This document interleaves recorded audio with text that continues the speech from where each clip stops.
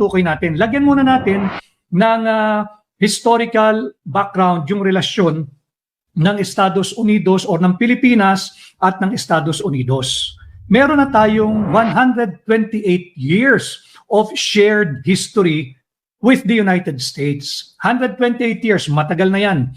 Nagsimula pa nung panahon ng Spanish-American War na nagkaroon din tayo ng colonial period and post-colonial period. Kaya mas mahaba, di hamak, yung ating siguro naririnig ninyo sa mga leader ng ating bansa, leader ng Amerika, yung laging sinasabing shared history. 128 years po yan, malalim, matagal na. Ganon din, yung ating 80 years of formal diplomatic relations. So titingnan yung malalim, 128 years yung shared history, nagsimula ng Spanish-American War, nagkaroon din tayo ng hindi pagkakaunawaan sa Amerikano nung kanilang tayo'y sinakop, nagkaroon din tayo ng shared history nung tayo'y lumaban, balikat sa balikat nung World War II. At yung ating formal diplomatic relations ay nagsimula 80 years ago. At syempre, yung lagi nating naririnig na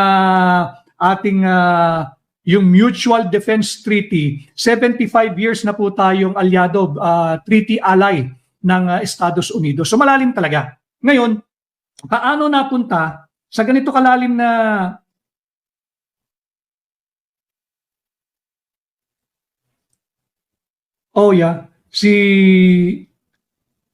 yung mga nasa akatuwa naman yung comment niyo, yung mga maraming salamat yung naka-live din sa TikTok.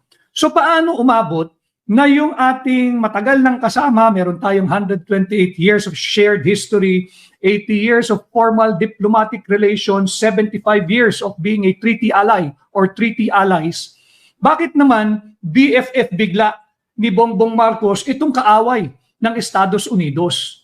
Hindi ba lagi niyang binibida na tayo'y puprotektahan, alyado natin ang US? Kung alyado natin ang US sa under his administration, bakit naman yung kaaway ng Estados Unidos BFF ni Bongbong Marcos? Wala naman tayong ibang pinatutukuyan dito kung hindi ang International Criminal Court. Kung sisilipin ninyo yung ating pahina dito sa Facebook, a couple of days back, I think last week, ay nag-post tayo nung nag-viral yon, hindi lang sa aking pahina, sa lahat, worldwide, yung naging pahayag nung State Secretary ng Estados Unidos, si Secretary Marco Rubio. Talagang tinuligsa niya yung International Criminal Court. At narinig natin doon yung mariin niyang pagkondena dito sa pangingialam, panghihimasok, pagyurak sa mga lokal na batas ng mga alyadong nasyon ng Estados Unidos. Ganyan-ganyan ang ginawa ng International Criminal Court na pinalagan ni Uncle Sam, pinalagan ng Amerikano, pinalagan ng Estados Unidos. Pero dito sa atin, alam naman ninyo, ginurakan yung ating saligang batas, sinangkalang yung ating soberanya, ipinagkanulo ang mga kapwa natin Pilipino, kagaya ni Pangulong Rodrigo Roa Duterte, at ngayon pati si Senador Bato, at yung mga iba pang katulad nila. Ginagamit itong ICC bilang isang panakot sa lahat ng mga nagsasalita at magsasalita laban sa pang-aabuso, kurakot at korupsyon ng Marcos administration. Kaya yung ating pamagat nga, malinaw Enemy of US, Marcos BFF. At dahil dito sa pagtuligsa ng Estados Unidos sa ICC, maaring maitatrato ito na maaring maging sanhi ng gusot o lamat sa relasyon hindi ng Estados Unidos at Pilipinas. Matibay yan. Kagaya nga ng sinabi ko, 128 years of shared history between the Philippines, our beloved Philippines, and the United States of America. 80 years of formal diplomatic relations and 75 years of being treaty ally ang Estados Unidos. So matibay yan, hindi matitinag basta-basta yung relasyon ng Pilipinas sa Estados Unidos. Pero ito ay magiging potential strain o magsilbing lamat o hindi mabasag ng tuluyan ang relasyon ng Trump administration at Marcos Jr. administration. Ano konteksto? Si Marcos, isinuko niya yung ating soberanya sa Estados Unidos. Nasaksihan natin lahat Kita natin lahat kung paano niya ipinagkanulo at hinayaan yung state-sponsored abduction ng nasaksihan natin sa mainstream media, sa social media. Nakita natin yan kung paano hinayaan ng Marcos Jr. administration ang isang state-sponsored abduction nung kinuha ng walang anumang warrant of arrest na ipinakita na nagmula sa International Criminal Court na wala namang jurisdiction dito sa atin o wala man lang kaakibat na o katumbas na warrant of arrest na inisyu ng local courts dito sa Pilipinas. At kanilang ito'y state-sponsored abduction, pwersahan sa pilitang kinuha si Pangulong Rodrigo Roa Duterte. Huwag natin itong kalilimutan dahil dito nagsimula yung pagkahetot-hetot ng ating bansa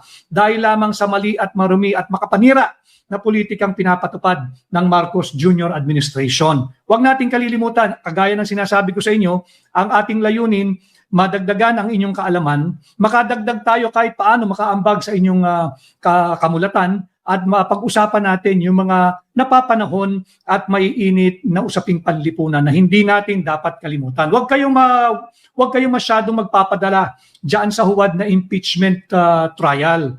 Sinabi ko na sa inyo, first week pa lamang, Monday, July 6, ay naghain na ang aming grupo nila Attorney Bobet Torion, kini-question na natin. Mali yung yung assumption ni Senator Judge Chis Escudero bilang presiding officer. Kaya simula noon, I have to be candid with all of you, hindi na ako nanonood niyan dahil hindi ako naniniwala sa isang farce trial. Hindi totoong trial yan dahil dispalinghado yung ginawang basihan sa pagkakaupo ni Chis Escudero bilang presiding officer dahil nga na-chope yung Senate President. Unang araw pa lamang, hindi na dininig yung mga objection, bumitiw na bilang presiding officer at ipinasa kay Chis Escudero. Ito namang si Chis Escudero, kaliwat kanan na. Yung kanyang mga issuances, yung kanyang mga ruling, yung kanyang mga order na hindi na naaayon sa ating saligang batas. Kaya binabalik ko dito sa higit na mahalaga o hindi man kasing halagang usaping panlipunan, kagaya nung pagkanlong, pagkonsinti, pagkupkup, pagyapos ni Bongbong Marcos sa kanyang BFF na ICC na siya namang tinutuligsa, kinamumuhian at kinokondena ng Estados Unidos. No, malinaw yan. Ganon din ang wala kasing inisyong warrant of arrest at walang ipinakita noong nagkaroon ng state-sponsored abduction ang Marcos Jr. administration laban kay Pangulong Rodrigo Roa Duterte. At dapat po kasi yan under yung Article 59 ng Rome Statute, yan ay bibigyan ng pagkakataon yung court na mayroong local jurisdiction. Ano yun? Yung Philippine courts. Yung sinabi ko nga sa inyo, RTC, Court of Appeals, Supreme Court, pwede kang tumakbo. Dapat yan, idinaan muna dahil yan ay alinsunod sa mismong nagiging direktang pahayag ng Article 59 of yung Rome Statute. Yung local court will verify if the arrest was done according to our Constitution. Obviously, it was not done according to the express dictates of our Constitution. The local court shall verify if the arrest is in accord with legal domestic procedure. Hindi rin yan naganap, hindi rin yan nangyari. No, malinaw yan. Kaya dito, pag-usapan natin paanong kinakanlong, paanong ginayapos, paanong kinukonsinti ni Marcos Jr. ang numero 1 na rin kaalaban ng Estados Unidos. Bakit natin sinasabing ito ay state-sponsored abduction? Unang-una dahil walang warrant. Walang warrant. Walang pinakitang warrant mula sa ICC na kinukundi ng mariin ni US Secretary of State Marco Rubio na siya rin bibisita, I think today, simula ngayong araw ay bibisita. At itong ating talakayan ngayong tanghali, enemy of US Marcos BFF, dahil dito sa pagbisitang sabay ni US Ambassador to the Philippines, Lil Lipton, kasama rin niya, nandyan yan, naipabalita yan sa mga social media at sa mainstream media. Marami nagtatanong, bakit kasabay niya yung US Ambassador to India? Hindi US Ambassador to the Philippines ang pinag-uusapan na. Yes, nandoon yung US Ambassador to the Philippines, si Ambassador Lil Lipton. Kasabay din niya na nagpunta sa Malacanang si US Ambassador to India. o si Sergio Gore. Itong dalawa, ang common denominator nitong dalawang ambassadors, ito'y mga kaibigang matalik ni President Donald Trump ng Estados Unidos. So ito'y rin nangyari isang linggo makalipas tuligsain, hayagan, openly ni US Department of State Secretary Marco Rubio ang ICC. Hindi kinikilala ng Estados Unidos at hindi nga raw dapat kilalanin kung sino ang mga judges nito, sino ang prosecutors nito, sino ang presidente nito, lalo na dito sa Pilipinas. Marami pong salamat sa mahigit 1,000 nating live viewers ngayong tanghali. Marami pong salamat sa pahintulot ninyo na samahan ko kayo sa inyong pananghalian. Sabi ni Ricardo Fermin, ito nga yung pinag-uusapan natin. Dahil malinaw sa ating saligang batas, sa Article 59 ng Rome Statute, malinaw doon kinakailangan kung may warrant of arrest na inisyo ang ICC, kinakailangan itong ipakita sa local courts. Bakit? Kasi nga nakasaad sa ating Article 3, Section 2 sa Bill of Rights ng ating saligang batas na no warrant of arrest shall issue except upon probable cause to be determined personally by the judge after examination of the witnesses under oath or affirmation that he may produce. At doon sasabihin mo sino ba yung taong nais mong arestuhin at sa anong pagkakasala o anong kaso. Hindi ito ibinigay kay Pangulong Rodrigo Roa Duterte. Nakita natin yan. Siya ay biktima ng state-sponsored abduction. Ito rin ay malinaw na sana ay pansinin na rin ng ating kagalang-galang na kataas-taasang hukuman, ang ating mga kagalang-galang na maestrado ng Korte Suprema, sana ay pansinin din nila at bigyang buhay yung Article 3, Section 16 ng ating saligang batas. Sa Bill of Rights din yan na nagsasabi, all persons, kasama po dyan si Pangulong Rodrigo Roa Duterte, shall have the right to speedy disposition of cases before all judicial, sa korte, quasi-judicial, or administrative bodies. Sana pansinin din ito, bigyang buhay ng ating mga kagalang-galang na hukom sa kataas-taasan na hukuman, itong probisyon ng Article 3, Section 16 ng ating saligang batas sa Bill of Rights yan. All persons shall have the right to speedy disposition of their cases before all judicial bodies. Sana desisyonan na. Meron bang jurisdiction ang ICC sa kahit na sino mang Pilipino dito sa Pilipinas o wala? Upang masusugan natin ang hayagan na pagkondena ng Estados Unidos again. 128 years of shared history, 80 years of formal diplomatic relations, and 75 years as being treaty allies ang Pilipinas at Estados Unidos. Huwag sanang hayaan na magkaroon ng lamat. Maaari magkaroon ng lamat ang Trump at Marcos Jr. administration. Bakit? Ito nga, pinapaliwanag natin kasi yung enemy of the United States is Marcos BFF. Best friend forever na ito ni Bongbong. At ganun din, singit ko lang, yung nasa Article 3 kasi tayo, yung Bill of Rights. Article 3, Section 18, Paragraph 1. No person shall be detained solely by reason of his political beliefs and aspiration. Marami na ang nakakulong dahil lamang nagpapahayag ng katotohanan. Dahil lamang galit sa kurakot at korupsyon na laganap pa rin dito sa Marcos Jr. administration less than 1 week bago magbigay na naman siya ng State of the Budol address. Sabi may nagtatanong, bakit hindi yung lead prosecutor ang mag-lead ng impeachment? Bakit yung private prosecutor? Kasi hindi handa yung lead prosecutor mag-litigate. Iba ho kasi yung art of litigation. Pagka wala kang experience dyan o kaya matagal kang hindi nag-litigate sa court, hindi ka pwedeng basta-basta. Galing sa TikTok itong tanong na ito, na ikaw ang mag-lead ng prosecution per se, yung litigation. Sa makikita natin, yung mga masigasig na gusto i-impeach si Vice President Inday Sara Duterte, ano lang pala cheerleader lang, nandun sa likod, mga rara boys lang, pero wala sila doon, hindi sila kasali.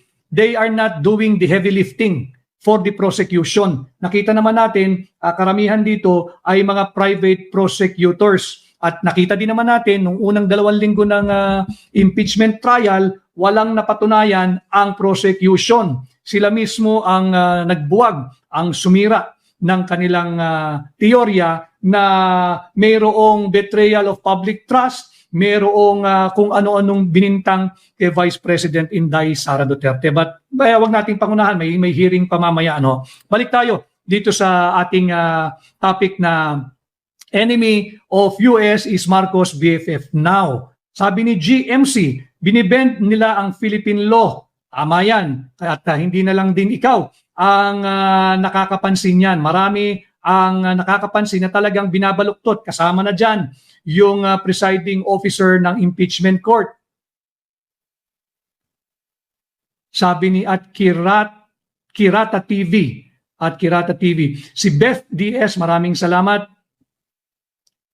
Dayan Espiritu, maraming salamat. Si Virginia Buesa, kasama rin natin. May kasama rin tayo. At Loving Arms from Hong Kong, may God bless you too. Robert Cinco, may God bless you too. Watching from Angeles City, Pampanga, si Jerty Figueroa, ating kabalen.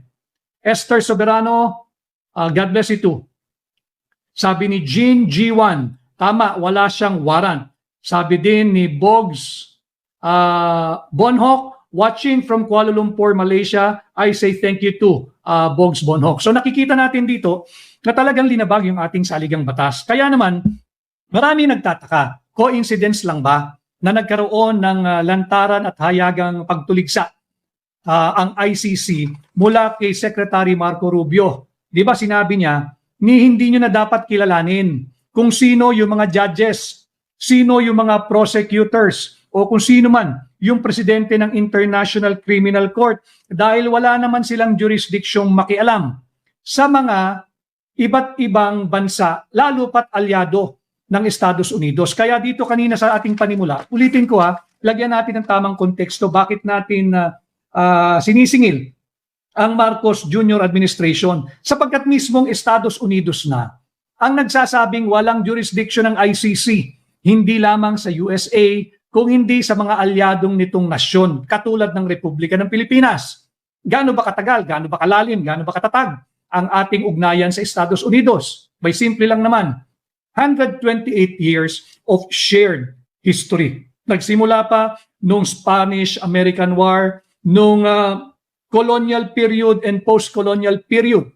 Nandyan din, lumaban tayo shoulder to shoulder nung World War II. So 128 years of shared history, 80 years of formal diplomatic relations, and 75 years of being treaty allies tayo ng Pilipinas at Estados Unidos. Pero magkasalungat na. Hindi na pwedeng itanggi, hindi na pwedeng hindi pansinin ang napaka-pronounced o kitang-kitang magkasalungat na polisiya ng Estados Unidos. Nagpahayag si Secretary Marco Rubio. Ang sabi niya noon, last week, marami po salamat sa mahigit 1,000 na natin na live viewers. Sana ho ay patuloy kayong mag-engage, mag-comment, mag-like, mag-share at mag-follow po kayo sa Facebook. Ganon din ho sana mag-comment, mag-like, mag-share kayo diyan po sa YouTube at mag-subscribe. Yung nasa TikTok, nababasa po natin yung iba ninyong komento. No?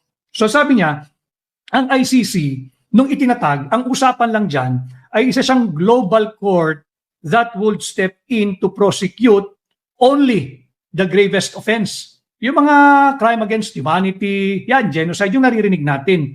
No? So yung sabi niya, ang usapan dito sa ICC, ano to korteng pandaigdigan, korteng pangkalawakan, napapasok lamang pagka hindi na kaya ng mga domestic courts na mag-prosecute. Dito sa atin, bukas naman lahat ng antas ng ating korte, and yet, hinayaan ng Marcos Jr. administration na yurakan yung ating soberanya. Tanong, sunod-sunod ang naging pahayag ng Estados Unidos laban kontra pagtuligsa, pagkondina sa ICC. Kahapon, sabay na bumisita yung US Ambassador to the Philippines, si His Excellency Lee Lipton. Barkada ito ni Donald Trump, kapwa niya negosyante from Florida. Kasabay niya, hindi rin ito coincidence, yung US Ambassador to India. Yung US Ambassador to India, hindi India Ambassador to the Philippines. US Ambassador to India na si Sergio Gore. No, bakit sila magkasabay?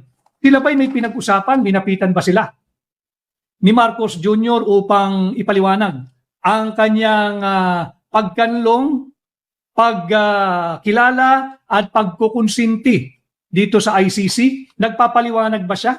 Humihingi ba siya ng tulong dito sa dalawang ambassador? Ambassador of US to the Philippines, Lee Lipton, at US Ambassador to India. Nagkasabay na bumisita. Ang common denominator nito, barkada ito pareho ni Donald Trump, ang Pangulo ng Estados Unidos. They have a very, very clear, direct, and secure line pagdating kay US President Donald Trump. Meaning may full access sila, may clear access sila kay US President Donald Trump. Ito ba ay dahil humingi ng oras si Bongbong Marcos through the US Embassy na harapin siya nitong dalawang influential miyembrong maituturi ng inner circle ni Donald Trump upang ipaliwanag yung kanyang patuloy na pagkilala, pagkonsinti, pagkanlong, at meron pang lumabas na aligasyon yung 18 sundalo. Tatandaan ninyo, nag-execute ng affidavit at sinasabing pinondohan pa yung mga opisyal at kawani ng ICC nung sila'y nagtungo rito upang maareglo na yung usapan nila na kanilang kikidnapin si Pangulong Rodrigo Roa Duterte. Nagpapaliwanag ba ang Marcos Jr. administration dahil hindi naman maitatanggi yung galit, ngit-ngit at pagkasuklam ng Estados Unidos? Dalawang boses ang matining dito. Mismong si US President Donald Trump at last week, yung mismong kanyang katiwala, si US Secretary of State Marco Rubio. Tinulig sana yan eh. Coincidence lang ba? Sabay silang nagpunta doon kahapon at ngayong araw ay bibisita rin si US Secretary of State Marco Rubio. Si Trump ho kasi tahasan ng binanata ng ICC na walang jurisdiction sa kanila, sa kanilang mga mamamayan at sa mamamayan ng mga alyado nito. Kasama doon ang Pilipinas. For me, this will create a potential diplomatic strain in the relationship between the Donald Trump administration and Marcos Jr. administration. Bakit magkasalungat eh? At sinabi ito ni Marco Rubio, yung Secretary Marco Rubio ni Donald Trump, natatanggalan ng tulong ng military aid at kung ano pang tulong mula Amerika ang mga alyado nito na patuloy nakikilala, kakanlong at kukonsinti sa pangingialam, panghihimasok ng ICC. Nakita natin dito yan, kaya siningit ko yung Article 3, Section 16. Baka sakali mapansin ito ng ating kataas-taasan na hukuman, bigyang buhay yung provision of Article 3, Section 16. Dahil may nakabinbin pa na kaso, si Pangulong Rodrigo Duterte, ganun din may petition din si Senator Bato de la Rosa, humihingi ng tugon sa Korte Suprema kung meron bang jurisdiction ng ICC sa Pilipinas o wala. And again, 128 years of shared history, 80 years of diplomatic relations, and 75 years being treaty allies. Maybe, perhaps, hopefully, our honorable justices of the Supreme Court, the highest court of the land, the final arbiter of any questions of law, kung meron mang conflict, sana naman pansinin nila at take the cue from the express pronouncement of our long-standing partner and ally, the United States of America, na kinundi na, galit, ngit-ngit at pinagkakamuhi ang ICC. So, tingnan natin kung paano magre-react ang Korte Suprema rito at kung paano lalong maipit ang maling polisiya ng Marcos Jr. administration dahil nga ang panawagan ng Estados Unidos sa lahat ng alyado nito, ibasura na ninyo yung ICC. Sinabi mismo ni US Secretary Marco Rubio, we do not know and you do not have to know who are the names of the judges, the prosecutors, even the president of the ICC. Dahil sinasabi niya, kung meron man silang dapat panagutan sa kanilang ginawa, yung ginawa ng mga opisyal ng Estados Unidos, napakaganda nito, very timely, very relevant. Sinabi niya, kung meron man kaming dapat panagutan, haharap kami sa jury of our own peers. Ibig sabihin, ginagaya na nila, sinasabi na nila yung matagal nang sinasabi ni Pangulong Rodrigo Duterte. Kung meron akong pagkakasala, kung meron akong pananagutan, kung meron akong dapat harapin na paglilitis, haharapin ko. Pero, subalit, haharap lang ako sa mga kapwa ko Pilipino na siyang lilitis sa akin. Yan na rin ang linyada ngayon ng Estados Unidos. Malayong malayo sa naging polisiya at maling linyada ni Bongbong Marcos. Nagkakaipit-ipit na ngayon ang Marcos Jr. administration. Sinabi rin ni Secretary Marco Rubio na ang ICC, ang pagkakaunawa nila at pagkakaunawa din ng mga pumirma sa pagkakilala rito ay isang global court that will prosecute only the gravest offense and only when pagka hindi na kaya ng local or domestic courts mag-prosecute. Dito sa atin, pag napakinggan ninyo yung mga naging pahayag na yan, walang puwang ang ICC. Huwag nating kalimutan. Kaya dahil babalik tayo dito sa pinag-ugatan ng problema natin na dito'y nagsimula nung pinagkanulo ang kapwa Pilipino.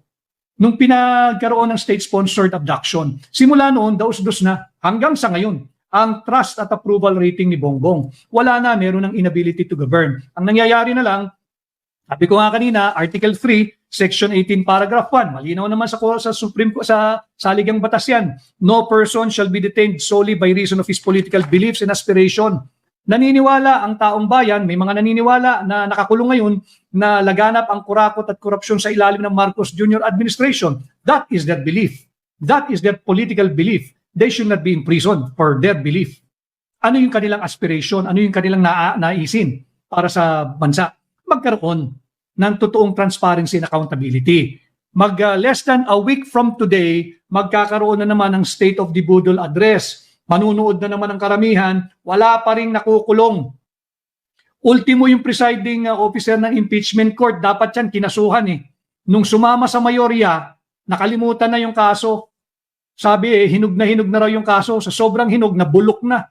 Inuud na yung kaso. At ngayon, napakaraming sablay at mali-mali at unconstitutional na desisyong ginagawa dyan sa impeachment court. So kung si Donald Trump, batiin muna natin yung iba. Si Nora Castillo, ang dami nating kasamaan mula sa Bulacan. Maraming salamat. Si Marie, maraming salamat watching from Hong Kong. Merong pumasok dito na troll, hindi kita babasahin para hindi ka makakolekta ng bayad mo. Manigas ka dyan. Sabi ni Ramon Ubando, ang problema natin dyan, Mang Ramon, kahit na kasinong mag-lecture dyan, kasi nga BFF niya nga best friend forever, best friend for life. Hindi na niya babawiin yung mali niyang ginawa. Sabi ni Inigo.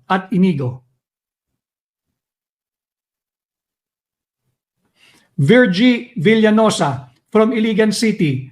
Maraming araw na I am also confronted with that same question lingering in my mind.